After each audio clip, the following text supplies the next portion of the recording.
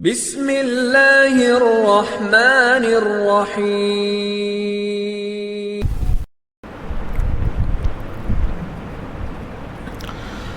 نحمده ونصلي على رسوله الكريم، اما بعد فاعوذ بالله من الشیطان الرجیم، بسم اللہ الرحمن الرحیم۔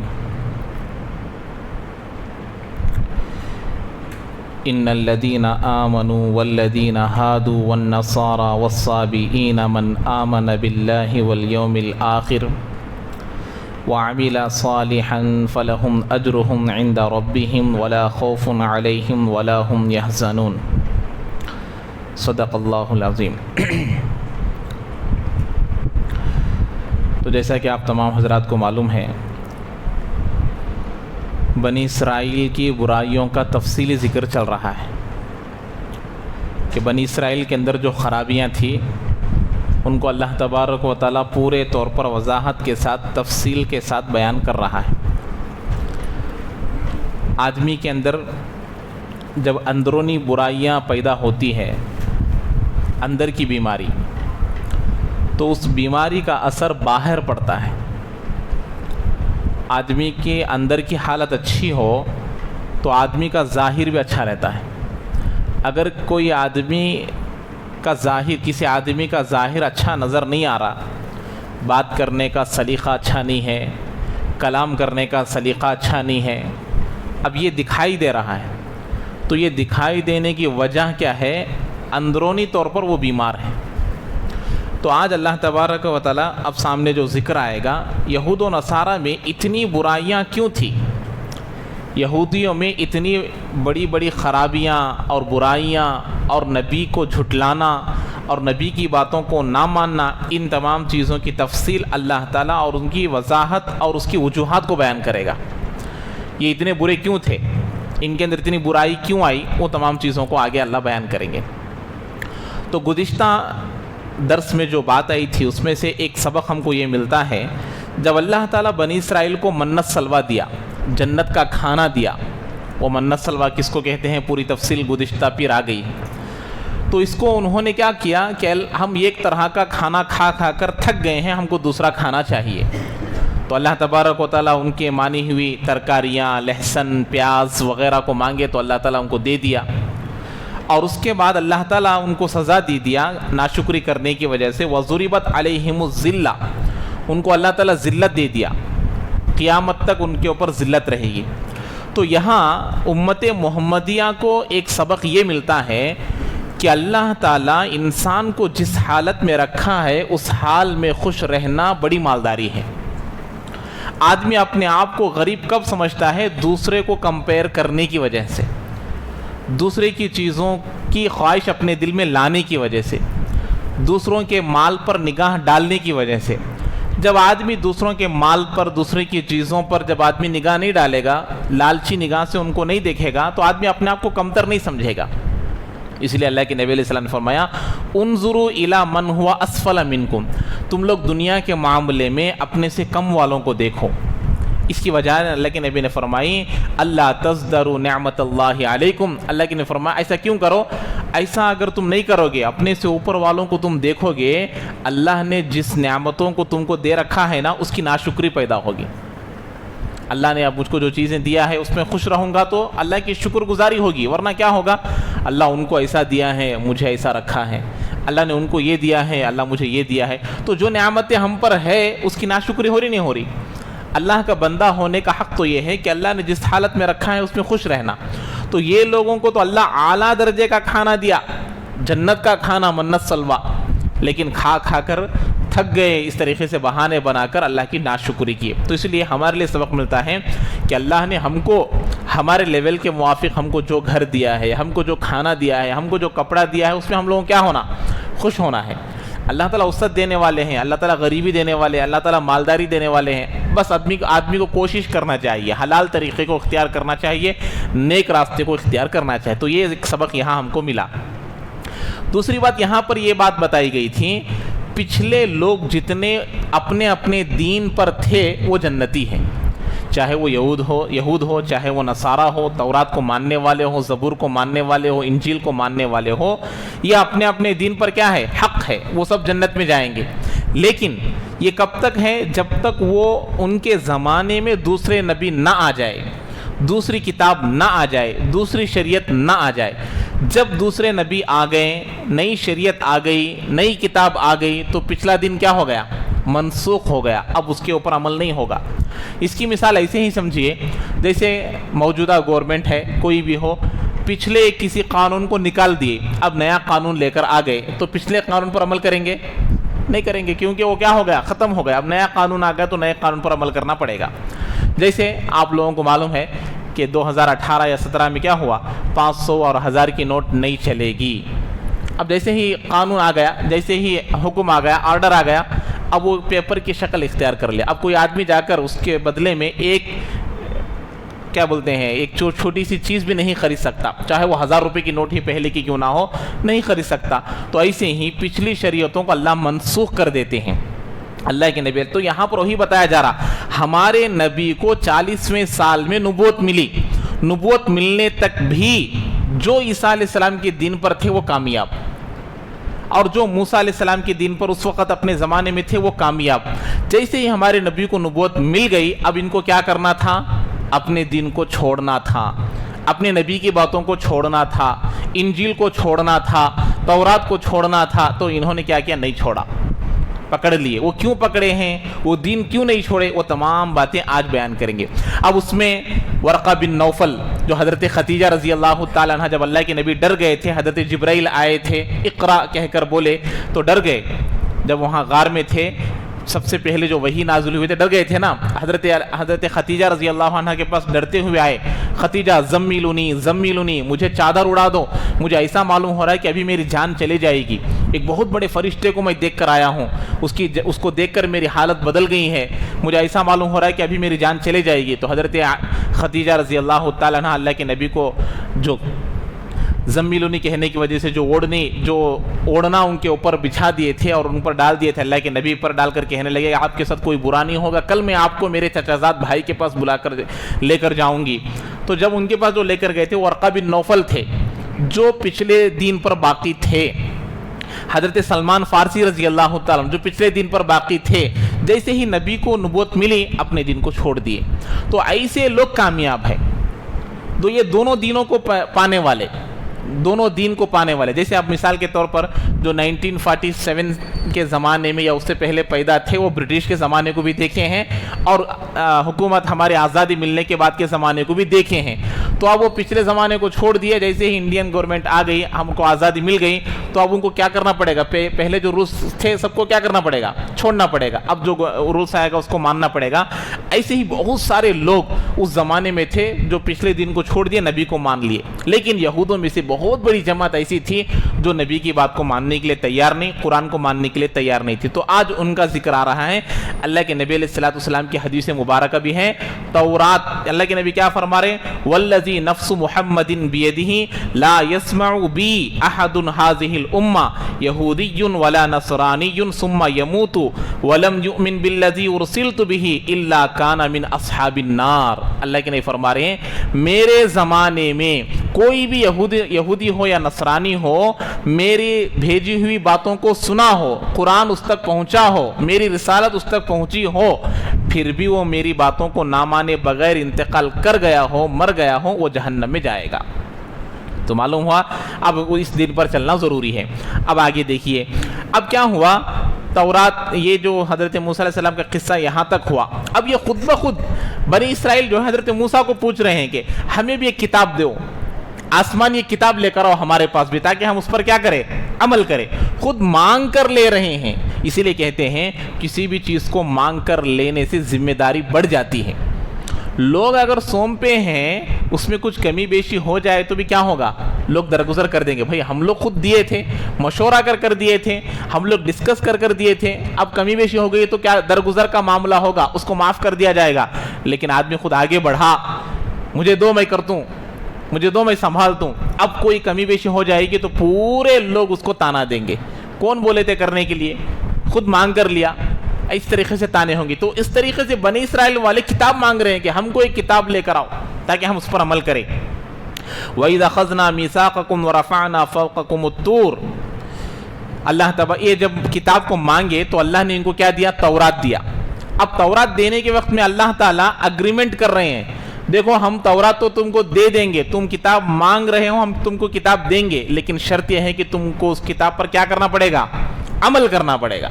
اللہ تعالیٰ وعدہ لے رہے ہیں, جب ہم نے تم سے وعدہ لیا, اب وعدہ لینے کے بعد جیسے ہی تورات نازل ہوئی, تورات ان کے, ہمارا قرآن 23 سال میں نازل ہوا نا, تھوڑا تھوڑا تھوڑا تھوڑا کر کے 40 سال سے 60 پر 3 سال, اللہ کے نبی کی 63 سال کی عمر تک پورا قرآن نازل ہوا تھوڑا تھوڑا کر کے. تورات, زبور, انجیل تھوڑا تھوڑا کر کے نازل نہیں ہوا, پورا ایک ساتھ تورات ایک ہی سیکنڈ میں پورا آ گیا, زبور ایک ساتھ, انجیل ایک ساتھ آ جاتا تھا. حالانکہ وہ کتابیں بڑی بڑی کتابیں, اس میں نصیحتیں ہوا کرتی تھی, عبرتیں ہوا کرتی تھی, احکام نہیں ہوا کرتے تھے اس قرآن کی طرح. اب آ گیا, آنے کے بعد اب ہیلا بہانے کرنے لگے, یہ تورات میں بڑے مشکل احکام ہے, اس میں بہت مشکل عمل کرنا ہے, یہ ہمارے ہاتھ سے نہیں ہوگا. تو اللہ تبارک و تعالیٰ ان کو سزا کے طور پر کیا کیے معلوم؟ توح طور کا جو پہاڑ تھا نا, اس پہاڑ کو اللہ تعالیٰ کی قدرت ہے اٹھا کر بنی اسرائیل کے اوپر لے کر آ گئے. اگر تم تورات پر عمل نہیں کرو گے, تمہارے اوپر یہ طور, یہ جو کوہ طور ہے, اس کو کیا کریں گے؟ تمہارے اوپر ڈال دیں گے. اللہ سزا دیے, ایک کھلم کھلا بولتے ہیں نا, سامنے ہی, ان کے سامنے ہی اللہ نے کہا کہ اگر تم تورات پر عمل نہیں کرو گے تو تمہارے اوپر کیا کریں گے؟ یہ ڈال دیں. سب ڈر گئے بنی اسرائیل والے, نہیں ہم عمل کریں گے. وہی بتا رہے ہیں, وَرَفَعْنَا فَوْقَكُمُ الطُّورَ, ہم نے تمہارے اوپر کیا اٹھایا؟ کوہ طور کو اٹھایا, پہاڑ کو اٹھایا. کوہ کے معنی پہاڑ کو کہتے ہیں فارسی میں, طور کے معنی پہاڑ کا نام, جیسے احد کا پہاڑ ہے اور دوسرے جتنے بھی ہے, غار ثور ہے, اس میں جو پہاڑ وغیرہ کے نام لیے جاتے ہیں, ایسے ہی طور بھی پہاڑ کا نام ہے. کوہ کے معنی پہاڑ ہے. تو اس طریقے سے اللہ کہے کہ ہم نے تمہارے اوپر طور کو اٹھایا تاکہ تم اس پر عمل کرو. خذوا ما آتیناکم, اللہ نے کہا ہم جو تورات میں احکام دیے ہیں ان کو پکڑو, ان کو مانو, ان پر عمل کرو. بقوت, اپنی طاقت کے بقدر. کس کے بقدر بھائی؟ اپنی طاقت کے بقدر, جتنا ہے اتنا کرو. اب یہ کیا کیے؟ وَاذْكُرُوا مَا فِيهِ لَعَلَّكُمْ تَتَّقُونَ. ایک بات یہاں ایک اصول بیان کیا جا رہا, وَاذْكُرُوا, تمہاری تورات میں جو باتیں آئی ہیں نا اس کو یاد رکھو. وَاذْكُرُوا کا کیا مطلب؟ اس کو یاد رکھو. وَاذْكُرُوا مَا فِيهِ, اس میں جو باتیں ہیں, لَعَلَّكُمْ تَتَّقُونَ, تاکہ تم متقی بن جاؤ. تو معلوم ہوا کسی بھی آدمی کے متقی بننے کے لیے نصیحتوں کو اور قرآن کی باتوں کو یاد رکھنا ضروری ہے. اگر آدمی یاد نہیں رکھا, ایک کان سے سن رہا ہے اور ایک کان سے چھوڑ رہا ہے, تو وہ متقی نہیں بن سکتا. حضرت یوسف علیہ السلام کو جب زلیخا گناہوں کی طرف دعوت دی, گناہ کی طرف دعوت دی, تو ان کو وہ باتیں یاد آئی جو نبی کو یاد آنی تھی. ان کے والد کی اور ان کے خاندان کی وہ باتیں یاد آ گئی, جس کی وجہ سے وہ گناہوں سے بچنے میں آسانی ہوئی ان کو. ایسے ہی آدمی گناہوں سے بچنا ہے تو ان باتوں کو کیا کرنا پڑے گا؟ یاد رکھنا پڑے گا. اس لیے اللہ فرمایا وَاذْكُرُوا مَا فِيهِ, تورات میں جو باتیں ہیں اس کو یاد رکھو, تم متقی بن جاؤ گے. تو قرآن میں جو باتیں ہیں اس کو یاد رکھنے سے ہم بھی متقی بن جائیں گے, اس کو یاد رکھنا ضروری ہے. اب دیکھیے, ثُمَّ تَوَلَّيْتُم مِّن بَعْدِ ذَلِكَ, تورات آ گئی اور تورات آنے کے بعد عمل نہیں کیے. کوہ طور پہاڑ کو اوپر لا کر ان کے اوپر کیا کیے؟ ڈرائے, دھمکی دیا اللہ تبارک و تعالی. لیکن یہ کیا کہنے لگے؟ اب پھر بھی مڑ گئے. یہاں ایک سوال پیدا ہوگا, یہ کیا زبردستی بنی اسرائیل کو عمل کرایا جا رہا نا؟ پہاڑ کو ان کے اوپر لا کر کیا کیا جا رہا؟ زبردستی کیا جا رہا نا. عمل کرنا سوچ نہیں کرے تو کیا ہوتا؟ تو اس کا جواب یہ ہے, لا اکراہ فی الدین, دین میں زبردستی نہیں ہے. سنے ہیں نا, آیت الکرسی پڑھتے ہیں ہم لوگ, آیت الکرسی پڑھنے کے بعد یہی جملہ شروع ہوتا, لا اکراہ فی الدین. آیت الکرسی میں کیا ہے؟ اللہ کی قدرت کو بیان کیا گیا, اللہ کی قدرت کتنی ہے, اللہ کیسے ہے, اللہ کا عرش کیسا ہے, اللہ کی کرسی کیسے, پورا بیان کرنے کے بعد لا اکراہ فی الدین کہا گیا. تیسرے پارے میں پہلے صفحے میں دیکھ لیجئے کیوں کہا گیا. اللہ کی قدرت کو بیان کیا, اللہ کی وحدانیت کو بیان کیا, اللہ کے مقام و مرتبے کو اس میں بیان کیا گیا. آیت الکرسی سب سے زبردست آیت ہے قرآن میں.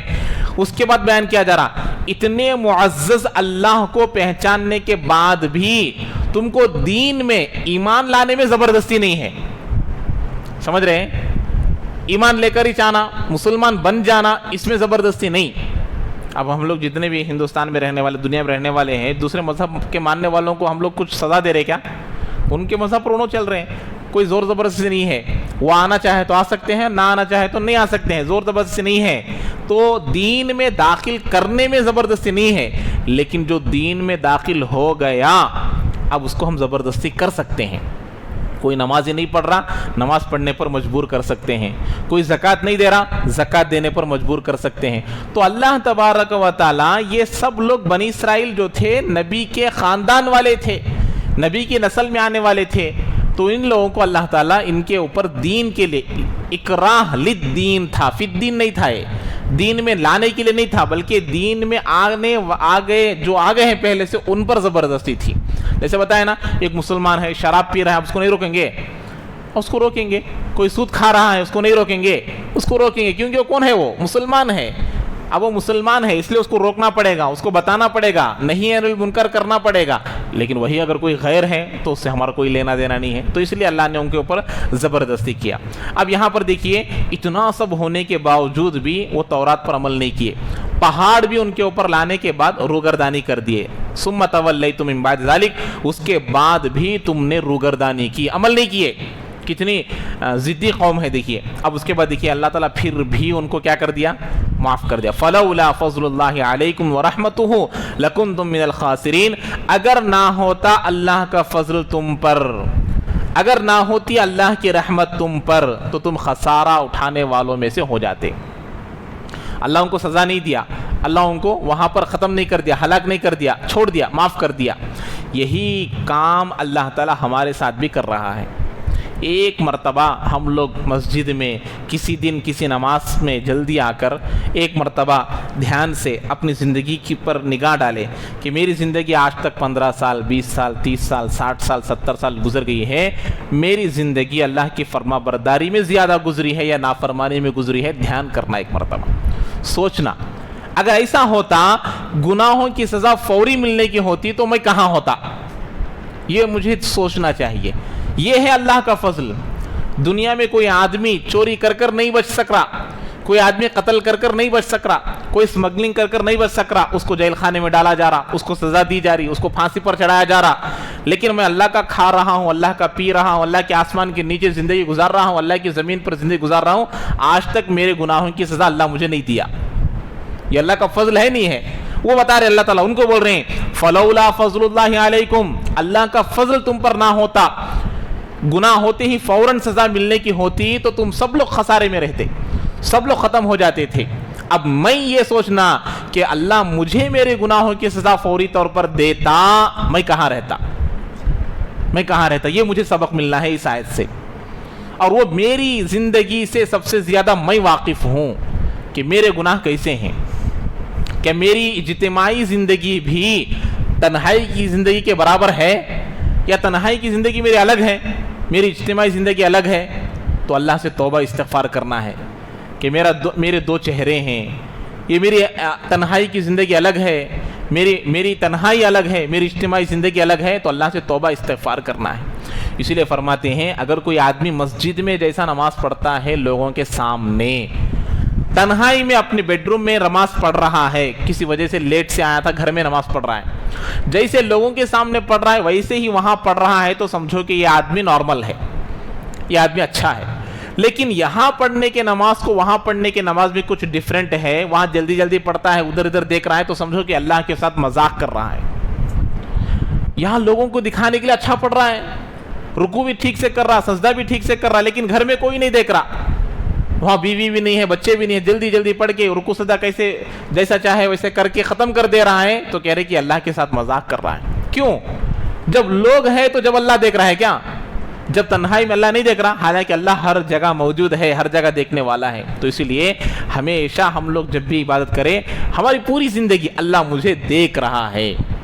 ان تعبد اللہ کأنک ترا فإن لم تکن تراہ فإنہ یراک، میں تو نہیں دیکھ سکتا، اتنی طاقت نہیں ہے، اللہ تو مجھے دیکھ رہا ہے۔ اسی لیے فرماتے ہیں کہ ہمیشہ آدمی کو اپنے گناہوں پر نگاہ رکھنا چاہیے، اپنے گناہوں کو یاد رکھنا چاہیے، اور اس آیت کو یاد رکھنا کہ اللہ میرے گناہوں کی سزا فوری طور پر دیتا تو میرا کیا حال ہوتا، یہ سوچنا چاہیے۔ آدمی بے برکتی کی شکایت کرتا، آدمی گھروں میں جھگڑا، گھروں میں نااتفاقی کی شکایت کرتا، لیکن اس کی شکایت کی وجہ کو تلاش نہیں کرتا کہ اس کی وجہ کیا ہے، اس کی وجہ کیا ہے، اس کو ہم لوگ تلاش کرنا کہ میرے سے کوئی غلطی تو نہیں ہو رہی، نافرمانی تو نہیں ہو رہی. سامنے ایک بات آتی ہے، اس میں میں تفصیل سے بتاؤں گا. اب آگے دیکھیے، تو اللہ نے فرمایا فضل نہ ہوتا تو سب ہلاک ہو جاتے. کن کو؟ بنی اسرائیل کو فرمایا. اب دیکھیے، اب ان لوگوں کو اللہ تعالیٰ اپنے بڑوں کے واقعات کو بیان کر رہا، اپنے بڑوں کو، تاکہ یہ ایمان لے کر آ جائے، تاکہ یہ سنبھل جائے، تاکہ یہ دین پر آ جائے. کیا تھا؟ دیکھیے فرماتے ہیں وَلَقَدْ عَلِمْتُمُ الَّذِينَ اعْتَدَوْا مِنْكُمْ فِي السَّبْتِ. سبت کہتے ہیں ہفتے کے دن کو.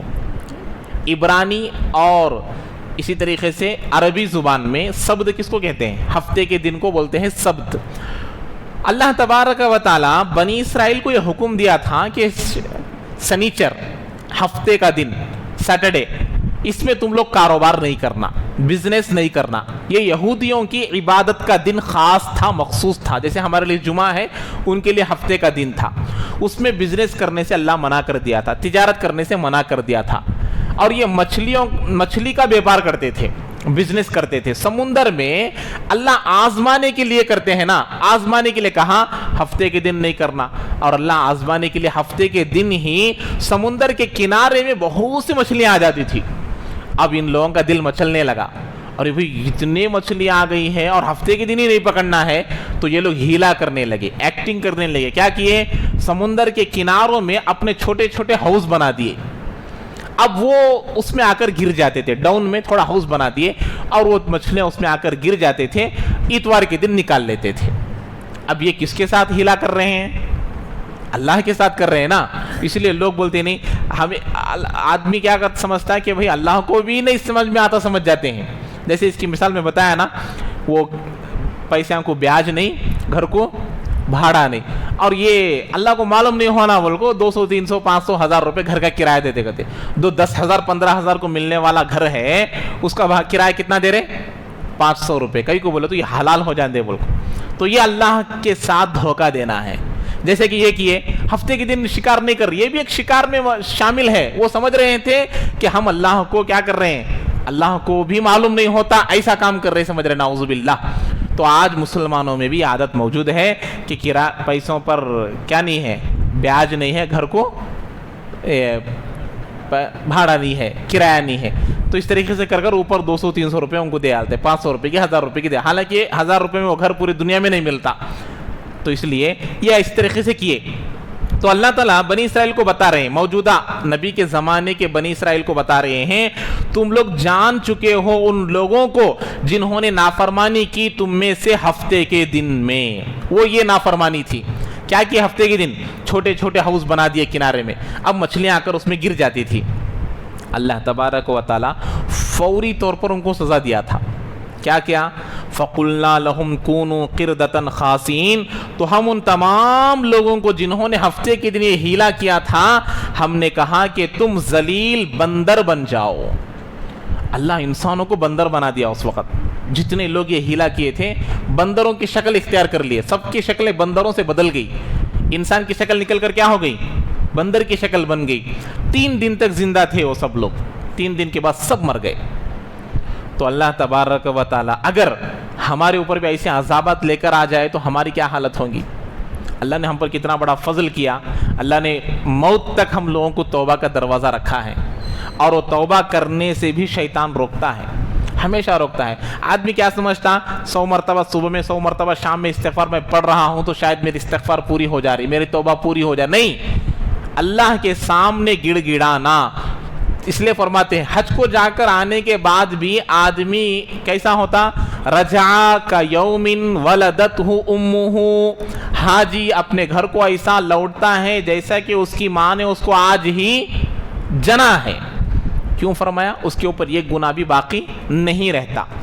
لیکن آپ دنیا میں جتنے بڑے بڑے بڑے مفتیان ہیں جا کر پوچھو، حاجی جب حج کر کر آتا قرضہ لیا ڈبا دیا معاف ہو جاتا کی؟ اسے پوچھو. نمازیں چھوڑا تھا 5 سال کے، حاجی آ گیا، کیا اس کے نمازیں معاف ہو گئی کی؟ دھوکہ دے کر جگہ ہڑپ کر لیا تھا، حاجی کا یومن ولدتہ امہ، ماں آج ہی پیدا کری نہ حاجی کو، ایسا لوٹتا، یہ سب معاف ہو جاتا کیا؟ 100% वो ऐसा ही बाकी रहता, नमाजें भी बाकी रहती, धोखा जिसको दिया है वो धोखे का हक भी बाकी रहता, कर्जा लेकर कर्जा नहीं दिया वो भी बाकी रहता, तमाम चीज़ें। ये बड़े बड़े बड़े गुनाह है, ये तौबा के बगैर माफ़ नहीं होते। वो तौबा जो अल्लाह से ताल्लुक़ रखने वाले हैं वो तौबा से माफ़ हो जाते, लोगों से जो हुकूक रखते हैं, हुकूकुल इबाद है, वो तौबा नहीं है, उसके लिए साहिब हक की माफ़ी होना ज़रूरी है, वो उन्हें माफ़ करना। हाँ, मेरे धोखा दिया, मैं जाकर बोला मैं आपको 1000 रुपये का धोखा दे दिया था, मेरे पास अभी ताकत नहीं है, मैं ताकत होने के बाद, मेरे पास पैसे आने के बाद दे देता हूँ। नहीं, मेरे जानिब से आपके लिए माफ़ है, तो वो उसका जो हिस्सा है, वो हक़ है, वो माफ़ हो जाएगा। अगर वो माफ़ नहीं करेगा तो हक़ ऐसे ही बाकी रहेगा। अल्लाह ताला कहेंगे ये मेरे से ताल्लुक़ नहीं है, ये तुम्हारे दोनों का मामला है। तो इसीलिए यहाँ यही बताया जा रहा कि देखो अल्लाह तबारक व तआला को कहने लगे कि देखो हमने उनको क्या सज़ा दी, बंदरों की शक्ल इख्तियार कर लिए, अल्लाह ने वो सज़ा दिया उनको, 3 दिन तक जिंदा रहे, सब मर गए। अब अल्लाह ताला बताते हैं ये वाक़या हमने क्यों किया। अब उसमें फ़जअलनाहा नकालन लिमा बैना यदैहा वमा खल्फहा व मौइज़तन लिलमुत्तक़ीन, और हमने बनाया इस वाक़ये को, बंदर की शक्ल में जो लोग बन गए थे, इस वाक़ये को हमने क्या बनाया, इबरत बनाया। क्या बनाया भाई, इबरत। इबरत का माना सबक हासिल करना। अस्सईदु मन उइज़ा बिगैरिही, नेक बख्त इंसान कौन है, दूसरों से सबक लेता है, अपने के साथ होने तक इंतज़ार नहीं करता। दूसरों से कोई इबरत बोलते नहीं, किसी को कोई बीमारी आ गई या किसी को कोई हादसा पेश आ गया तो आदमी इससे सबक लेता कि भाई मेरे साथ ऐसा नहीं होना, मुझे ये सज़ा नहीं मिलना। तो वो यहाँ पर बता रहे हैं हमने इस वाक़ये को बनाया इबरत उन लोगों को जो उस वक़्त सामने थे, जो हीला नहीं किया ना। बनी इसराइल में 2 तरह के लोग बन गए, जब भी बाज़ लोग जैसे पहले शिर्क भी आधे लोग किए, आधे लोग नहीं किए, और यहाँ पर भी आधे लोग हाउस बनाए, आधे लोग नहीं बनाए। तो उनके सामने रहने वालों को, जिन्होंने हाउस नहीं बनाया था, उन लोगों के लिए भी ये इबरत का वाक़या हो गया, सबक का वाक़या हो गया। वमा खल्फहा, और इनके बाद आने वालों के लिए भी, व मौइज़तन लिलमुत्तक़ीन, और डरने वालों के लिए भी नसीहत बना दिया क़ियामत तक के लिए। अब ये गुनाह अल्लाह हमारे सामने रखा है, हर गुनाह को हम अपने सामने रख कर सोचें कि अल्लाह तबारक व तआला जब चाहे हमको सज़ा दे सकता है, और अगर आप सज़ा नहीं दिया तो मौत के बाद तो वो सज़ा मिलने वाले ही है। इसीलिए हमेशा आदमी को डरते रहना चाहिए कि भाई मेरे से कोई नाफरमानी ना हो जाए, अल्लाह की नाफरमानी ना हो जाए। अब देखिए उसके बाद फरमाते हैं, अब यहाँ तक उनकी नाफरमानियों का जिक्र हुआ। अब यहाँ से इस सूरत का सबसे बड़ा वाक़या जो बकरा के नाम से है, बकरा के माने गाय के आते हैं, गाय का नाम रखा गया, इसमें गाय का वाक़या है, वो वाक़या अब यहाँ से शुरू हो रहा। असल में इस वाक़ये का पस मंज़र, इसका बैकग्राउंड ये है कि उस ज़माने में खुद भाई, एक भाई को या फिर भतीजों ने अपने चचा को प्रॉपर्टी के मसले में, जायदाद के मसले में कत्ल कर दिया। जायदाद ये कैसी जायदाद, मतलब माल ही है ना, किसी भी किस्म का माल ही हो। माल बड़ा फितना है। अल्लाह के नबी की उम्मत में अल्लाह के नबी ने खुद फरमाया कि मेरी उम्मत का जो फितना है वो माल और औरत है। क्या है भाई, माल और औरत, ये 2 चीज़ें बड़े फितने की चीज़ हैं। आज इसी माल की वजह से बेटा माँ को कत्ल कर रहा है, भाई बहन को कत्ल कर रहा, और बीवी शोहर को कत्ल कर रही। किस वजह से? प्रॉपर्टी की वजह से, माल की वजह से, जायदाद की वजह से। हालांकि वो ऐसा माल है कि मरने के वक्त में हर एक को क्या करना पड़ेगा, छोड़ना पड़ेगा। अल्लाह के नबी की हदीस मुबारक है, अल्लाह के ने फरमाया आज लोग दुनिया में माल को ऐसा चाह रहे हैं, प्रॉपर्टी को ऐसा चाह रहे हैं, गोया कि उनको दुनिया में हमेशा रहना है। कैसा रहना है? अल्लाह के नबी की हदीस मुबारक है, तो सहाबा में हदीस मौजूद है। लोग ज़िंदगी ऐसे गुजार रहे हैं और उनके अंदर ज़िंदगी की मोहब्बत ऐसी है, माल की मोहब्बत ऐसी है, गोया कि उनको दुनिया में हमेशा रहना है। हालांकि उनके सामने कितने की जनाजे चले गए हैं, कितने जनाजे चले गए हैं, फिर भी ये ख्वाहिश उनके अंदर ऐसी मौजूद है। तो अल्लाह के नबी की हदीस मुबारक है। तो अल्लाह तबारक व तआला मूसा अलैहि, अच्छा उस वक़्त ये कत्ल हुआ। अब कत्ल कर दिए, कत्ल करना बड़ा गुनाह। अब बड़ा गुनाह होने के बाद दूसरा गुनाह क्या किया मालूम? ये लोग एक दूसरे पर ढरने लगे। क्या? वो میں قتل نہیں کیا انہیں کیا ہے، میں نے کیا انہیں کیا، اس طریقے سے ایک دوسرے پر بولنے لگے، میں نے کرا انہیں، میں نے کرا انہیں، اس طریقے سے ایک دوسرے پر بولنے لگے، دوسرا بڑا گناہ کرنے لگے، بے گناہ کو گنہگار کرنا ثابت کرنے کے لیے یہ کرنے لگے. تو اللہ تبارک و تعالی اب حکم کرتے ہیں تاکہ ان کو بتائے، سچ کو نکالنا تھا، کون قاتل ہے یہ ایک بتانا تھا، اور ان کے دلوں سے گائے کی محبت کو نکالنا تھا جو انہوں نے خدا بنا لیا تھا. گائے کی پوجا کر رہے تھے نا وہ لوگ، بچڑے کی پوجا کر رہے تھے، تو اس کی محبت نکالنا تھا، اور اس واقعے کو، اس میں کون قتل کیا ہے، قاتل کو بیان کرنا تھا. تیسرا مقصد یہ تھا کہ موت کے بعد بھی اللہ تعالیٰ ایسے ہی مردوں کو زندہ کرے گا. اب یہ خود جو مردہ مر گیا نا، جو ڈیڈ باڈی سامنے تھی، وہی ڈیڈ باڈی اٹھ کر زندہ ہو کر جو مر گیا ہے، جو مارا ہے، اس کا نام بتائے گی. وہ واقعہ ہے یہ، اس کا نام تھا عامیل، جو مر گیا اس کا نام کیا تھا؟ عامیل. تو اب اس کے قاتل کو معلوم کرنے کے لیے یہ واقعہ بیان کیا جا رہا. دیکھیے، وَإِذْ قَالَ مُوسَى لِقَوْمِهِ إِنَّ اللَّهَ يَأْمُرُكُمْ أَن تَذْبَحُوا بَقَرَةً قَالُوا أَتَتَّخِذُنَا هُزُوًا قَالَ أَعُوذُ بِاللَّهِ أَنْ أَكُونَ مِنَ الْجَاهِلِينَ. اس وقت کو یاد کرو جب موسیٰ علیہ السلام نے اپنے قوم سے کہا، یقیناً اللہ تبارک و تعالیٰ تم کو حکم کرتا ہے کہ تم ایک گائے کو ذبح کرو. ترجمہ ہے. تو وہ کہنے لگے، کون کہنے لگے؟ بنی اسرائیل. بولو بھائی، آپ جواب دیں گے تو سمجھیں کہ بھائی سن رہے ہیں، سمجھ رہے ہیں. تو کون بولے؟ بنی اسرائیل بولے. قالو، بنی اسرائیل، اتتخذنا ہزوا، کیا آپ ہمارے ساتھ جوک کر رہے؟ ایک نبی کو ایک بڑے آدمی آ کر ایک حکم بولے، وہاں ہمیں ان لوگوں کو ایسا بولے، کیا ہمارے ساتھ مذاق کر رہے؟ ان کی عزت رہتی؟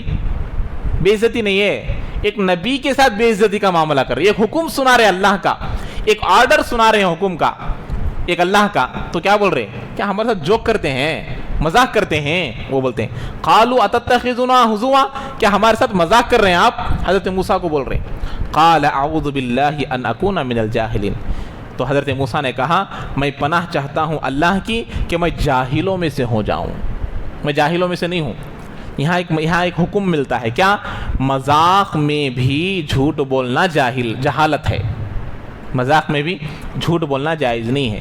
تو اس لیے یعنی کہ مذاق کرنا یہ ایک جہالت ہے اور یہ گناہ ہے. اس لیے اللہ نے فرمایا جو مذاق میں بھی جھوٹ بولنا جائز نہیں ہے. تو اسی لیے یہاں حضرت موسیٰ نے بھی کہا کہ نہیں میں جاہلوں میں سے نہیں ہوں، اللہ سے میں پناہ چاہتا ہوں کہ میں ایسا ہو جاؤں.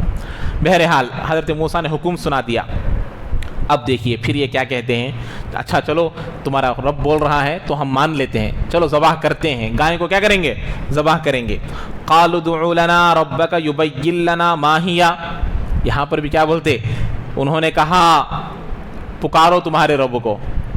قالوا ادع لنا، پکارو تمہارے رب کو ہمارے لیے. اب تک بھی ربنا کا لفظ نہیں آیا. دیکھ رہے ہیں آپ لوگ، بنی اسرائیل کب تو بولے ربنا، قالوا ادعوا لنا ربنا نہیں بولے، ربو کا، تمہارے پروردگار سے دعا کرو ہمارے لیے. اب تک بھی ہمارا رب نہیں بولے. تو بولے کہ تم دعا کرو تمہارے رب سے ہمارے لیے. یبین لنا ما ہی، وہ گائے کیا ہے، گائے ذبح کرو بول رہے نا. یہاں پر ایک حکم معلوم ہوتا، سوال پر سوال، سوال پر سوال، کوشچن پر کوشچن، پوچھتے جا رہے. تو اللہ تعالیٰ احکامات کو بڑھاتے گئے. کیا کرتے گئے بھائی؟ بڑھاتے گئے. اللہ کے نبی علیہ السلام کی حدیث مبارکہ ہے، کیا ہے؟ ما نہیتکم عنہ فانتہوا. اللہ کے نبی فرمایا میں جن چیزوں سے تم کو روکوں تم ان سے رک جاؤ. وما امرتکم بہ فأتوا ما استطعتم. اللہ کے نبی فرمایا اور جن باتوں کا میں حکم کروں اپنی طاقت کے بقدر اس پر عمل کرو. فإنما ہلک من قبلکم. اللہ کے فرماتے تمہارے سے پہلی امتیں ہلاک ہو گئی، برباد ہو گئی. کثرت مسائلہم واختلاف علی انبیائہم، نبیوں سے زیادہ سوال کرنے کی وجہ سے اور اپنے نبیوں سے اختلاف کرنے کی وجہ سے ہلاک ہو گئی. سوال کرنے سے احکامات بڑھتے ہیں. اللہ کے نبی کے پاس آتے تھے، سوال کرتے تھے. ایک صحابی آئے سوال کرے، اللہ کے نبی زندگی میں ایک ہی مرتبہ حج کرنا کیا؟ ہر سال حج کرنا کیا؟ اس طریقے سے سوالات آتے تھے. اللہ کے نبی جواب نہیں دیتے تھے. ہر سال حج کرنا کیا؟ ایک صحابی آ کر پوچھے ہر سال حج کرنا. اللہ کے نبی بولتے تو کیا ہوتا؟ ہر سال کرنا پڑتا تھا. اس کے بعد اللہ کے نبی ڈرائے. یہی حدیث ابھی جو حدیث بولا نا، یہ حدیث بولے اللہ کے نبی، سوال زیادہ نہ کرو، زیادہ سوالات مت کرو، کرنے سے کیا ہوگا؟ احکامات سخت ہوں گے. اس لیے حدیث پاک میں آیا کہ لو ان ذبحوا ای بقرۃ شاء لاجزأتهم، جو بھی گائے ذبح کر دیتے تو ان کے لیے کافی ہو جاتی، لیکن کیا کیے؟ فشددوا علی انفسہم، انہوں نے اپنے آپ پر سختیاں کرنے گئے، سوالات کر کر کر کر اپنے اوپر سختی کرنے گئے. فشدد اللہ علیہم، تو اللہ تعالیٰ نے ان پر کیا کر دیا؟ سختی کیا. وہ کیا کیا کیا دیکھیے، پوچھے وہ کیا ہے ہم کو بتائیے. قال انہ یقول انہا بقرۃ لا فارض ولا بکر، اللہ نے اب ایک اس میں کیا کیا؟ صفت کو بڑھا دیا، ایک حکم کو بڑھا دیا، ایک آرڈر کو بڑھا دیا. کیا بول رہے ہیں؟ یقین اللہ نے فرمایا، حضرت موسیٰ نے کہا اللہ کہہ رہا ہے کہ وہ ایسی گائے ہو جو زیادہ بڑی عمر والی بھی نہ ہو، چھوٹی عمر والی بھی نہ ہو. کیسی رہنا؟ درمیان والی رہنا. اب دیکھیے قال انہ یقول، اچھا یہ ہو گیا. اب اس کے فرمانے عوان بین ذالک، درمیانی رہنا، نہ زیادہ بوڑھی نہ زیادہ چھوٹی، درمیان والی رہنا. اب اس کے ففعلوا ما تؤمرون، پھر بھی موسیٰ صاحب کہہ رہے ہیں اللہ نے جو حکم دیا ہے اس کو کر گزرو، سوال زیادہ مت کرو، کر گزرو. اب کہتے پھر بھی سوال کیا کیے؟ قالوا ادع لنا ربک یبین لنا ما لونها، تو بنی اسرائیل کہنے لگی تم دعا کرو اپنے پروردگار سے ہمارے لیے کہ وہ اللہ تعالیٰ بیان کر دے اس کا رنگ کیسا ہو، اس کا رنگ کیسا ہو. سوالات پر سوال کر رہے گئے. اب اللہ پھر اس کا حکم بیان کرتے. قال انہ یقول انہا بقرۃ صفراء فاقع لونها تسر الناظرین، فرمانے لگے اللہ تعالیٰ، حضرت موسیٰ کہنے لگے اللہ تعالیٰ کہہ رہا ہے کہ وہ ایسی گائیں ہو جو زرد ہو، زیادہ زرد ہو، فاقع لونها، اور اس کا رنگ ایسا ہو دیکھنے والوں کو خوشنما نظر آئے، دیکھنے والوں کو خوش کر دے، دیکھنے والوں کو اچھی لگنے لگے، ایسا رنگ اس کا ہونا چاہیے. اب بھی باقی رہنا تھا، اب تو سن کر کیا کرنا تھا؟ ذبح کر دینا تھا نا، نہیں کیے. کیا؟ قالوا ادع لنا ربک یبین لنا ما ہی، بھائی دوبارہ حضرت موسیٰ سے کہہ رہے ہیں پھر دعا کرو، وہ کیا ہے ذرا اچھا بولو، سمجھ میں نہیں آتا ہے. کئی کوئی ایسا بھی سوال نہ کر رہے، سنو بولو ذبح نہیں کرنا، بولو کو ایسا سوال کر کر کر کرو بچ جانا، بولو کو. اب ہمارا بھی مزاج ایسا ہی بن گیا، ہمارے پاس سوال کرتے ہیں، ہمارا جواب ان کے موافق نہیں آیا، دوسرے مفتی صاحب، اب وہاں بھی جواب نہیں آیا، پھر دوسرے مولانا، اب وہاں بھی جواب نہیں آیا صحیح، پھر دوسرے مولانا، جب تک سوالات کرتے جب تک کہ ان کے موافق جواب نہ مل جائے. 10-20 علماء خلاف بولے ہیں، ایک مولانا اوکے بول دیا، ان کو پکڑ لیتے. 10-20 کا نہیں ہونا، اب انہوں سے بھی نہیں ہونا، بھی نہ ہونا. اب وہ بھی آگے بات آتی، ان علماء، وہ علماء جو اپنے لوگوں کو خوش کرنے کے لیے دین میں اونچ نیچ کرتے ہیں وہ جہنم میں جائیں گے، علماء بھی اور ان کی بات ماننے والے بھی. یہ میرے گھر کا حکم نہیں ہے، یہ میرے گھر کا مسئلہ نہیں ہے، یہ دین کا مسئلہ ہے، یہ اللہ کے رسول اللہ کا مسئلہ ہے. تو ہم کو جو حکم ہے اس کو بیان کرنا ہے. اگر اس میں کوئی کمی بیشی کرتا ہے تو آدمی خیانت کر رہا ہے. آج احکام بتانے والے بھی، اللہ معاف کرے، اللہ معاف کرے، مالدار آ کر اگر سوال کر رہا تو اسے جواب الگ قسم سے ہوگا. اگر ایک غریب آ کر سوال کر رہا تو اس کا جواب، اس سے جواب دینا الگ رہتا. کیا مالداروں کے لیے الگ سے حکم ہے، غریبوں کے لیے الگ حکم ہے؟ نہیں، حکم سب کے لیے ایک ہی ہے. یہ اللہ اور اللہ کے رسول کا حکم ہے، چاہے وہ کروڑ پتی ہو، چاہے وہ غریب پتی ہو، چاہے وہ لکھ پتی ہو، چاہے 1000 پتی ہو. ہمارے لیے وہ مسئلہ نہیں ہے. جو اللہ کا حکم ہے، جو اللہ کا رسول کا حکم ہے، ہم کو اس کو بیان کرنا ہے. تو وہی یہ سوال کرنے لگے. اب اللہ ان البقرہ تشابہ علینا، یہ جو گائیں ہیں ہم پر متشابہ ہو گئی ہیں، سمجھ میں نہیں آ رہا کیا کرنا بول کے سوال پر سوال کر رہے ہیں. لیکن پھر بھی آخر میں کہنے لگے وَإِنَّا إِن شَاءَ اللَّهُ لَمُهْتَدُونَ، کیا بول رہے ہیں کہ ہم انشاءاللہ بول دیے کہ اگر اللہ چاہے تو ہم ضرور اس کو کیا کریں گے؟ ذبح کر دیں گے. حدیث پاک میں آتا ہے اگر یہ لوگ انشاءاللہ نہ کہتے تو گائے کے وزن کے برابر بھی اور قیامت تک بھی تلاش کرتے تو ایسی گائے ان کو نہیں ملتی تھی. گائے کے برابر سونا بھی دے دیتے، وہ گائے کے وزن کے برابر سونا بھی دے دیتے تو ویسی گائے ان کو نہیں ملتی تھی اور قیامت تک بھی نہیں ملتی تھی. لیکن انہوں نے کیا کہا؟ انشاءاللہ بول دیے تو اللہ نے آسانی کر دیا.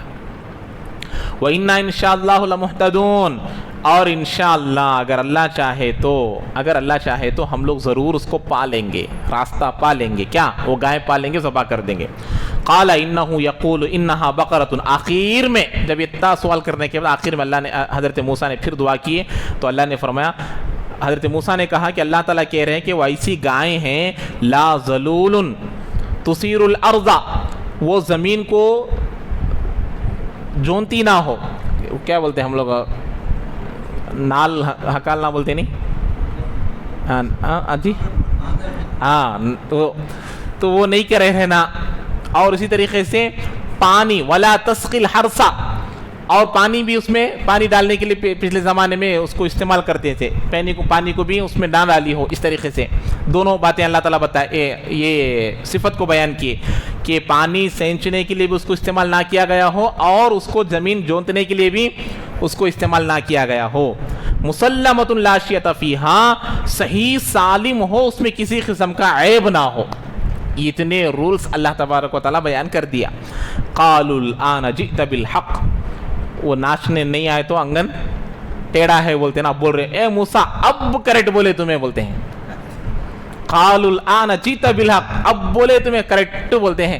حضرت موسیٰ کا پہلے کیا بولے تھے، جوک کر رہے کہ ہمارے ساتھ کا، تو بولے اب کیا بولتے ہیں قالوا الآن جئت بالحق، اب بولے دیکھو تمہیں کریکٹ کا، تو بولتے ہیں۔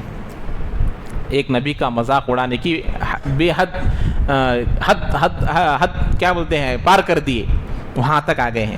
اب فذبحوها وما كادوا يفعلون، تو گائے اللہ کے فضل سے ان کو مل گئی، گائے کو ذبح کر دیے۔ اللہ ایک جملہ لے کر آئے، بہترین جملہ ہے، کیا ہے، وما كادوا يفعلون، وہ ذبح کرنے والے نہ تھے، یعنی قریب تھا کہ وہ ذبح نہ کرتے۔ یہ کادو کا لفظ عربی میں کیوں آتا معلوم، نہ کرنے کا کام ہو گیا، ان کے ہاتھ سے نہیں ہونے کا کام لیکن ہو گیا اللہ کے فضل سے، تو اسی لیے وہ ہرگز ذبح کرنے والے نہ تھے لیکن اللہ کے فضل سے کیا کر دیے، ذبح کر دیے۔ تو اب یہ ذبح ہو گیا، اب اس کے بعد قاتل کو کیسے معلوم کرنا، اب وہ قاتل کون ہے اور وہ قاتل کو معلوم کرنے کا طریقہ اللہ کیا بیان کیا، اور عامل شخص جو نامی جو شخص مر گیا تھا، وہ جو گائے کو ذبح کیے ہیں، ذبح کرنے کے بعد اس کے گوشت کے ایک ٹکڑے کو لے جا کر اس کے جسم سے لگانے کو اللہ حکم دیتے ہیں۔ جیسے ہی اس گوشت کو لے جا کر اس مرے ہوئے آدمی کو لگا دیتے ہیں، اللہ اس کے جسم میں روح ڈال دیتے ہیں اور وہ زندہ ہو کر اپنے قاتل کے نام کو بیان کر کر پھر مر جاتا ہے۔ یہ پورا واقعہ اگلے رکوع میں، رکوع نمبر 9 میں اللہ تعالیٰ بیان کر رہے ہیں، اور اس کے بعد بنی اسرائیل کے اندر خرابیاں اتنی آئی نا، کیوں آئی ہے، اس کی وجوہات کو بھی اللہ تعالیٰ یہاں تفصیل کے ساتھ بیان کر رہا ہے۔ انشاءاللہ میں بھی آپ لوگ حضرات کے سامنے اس کو اگلے ہفتے بیان کروں گا۔ اللہ تعالیٰ ہم تمام کو عمل کی توفیق نصیب فرمائے۔ سبحان اللہ وبحمدہ، سبحانک اللہم وبحمدک، ونشہد ان لا الہ الا انت نستغفرک ونتوب الیک۔